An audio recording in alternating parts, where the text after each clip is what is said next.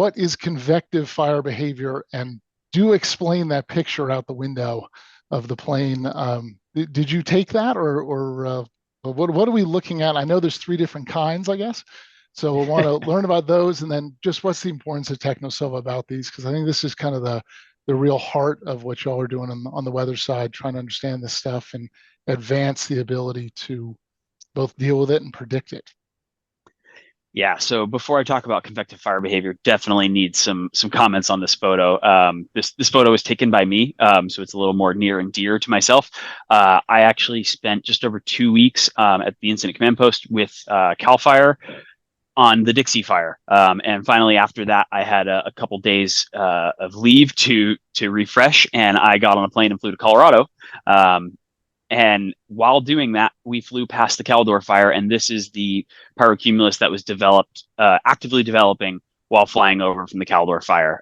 So we're well above, the general cloud-based height. You can see a lot of smoke down below, and then you see that smoke projecting even further, and then it turns into cloud. But that's all driven by the updrafts and the heat of the fire, as well as the ash particles. So this is a pretty fantastic view of convective fire behavior.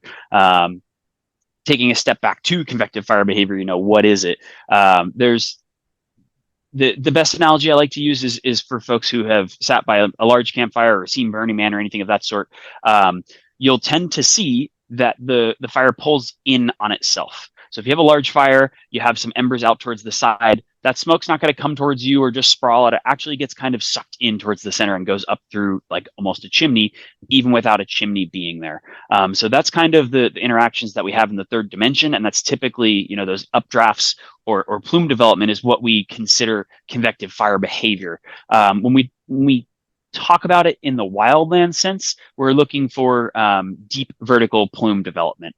So that can happen in a number of different ways, and there's 3 general categories I like to break it down into usually. One is just what we call a deep mixing layer or a deep boundary layer. So basically, any smoke will immediately lift and can go, a number of kilometers, anywhere from 4 to say 6 kilometers into the atmosphere with very little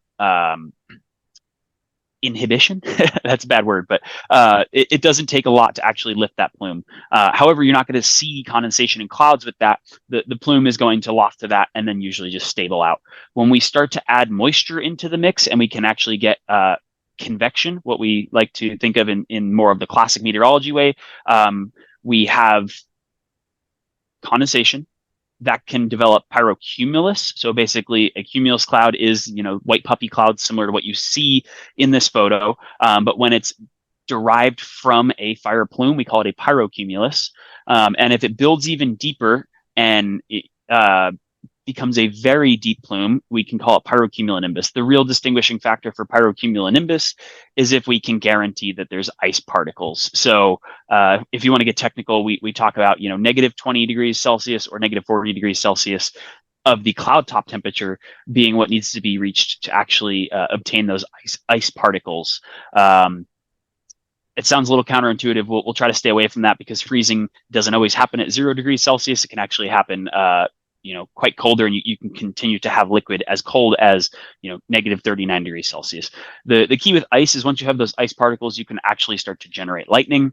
And once a plume has developed that deep, you have a lot more tendency for what goes up must come down, and then having potentially high impacts from what comes down.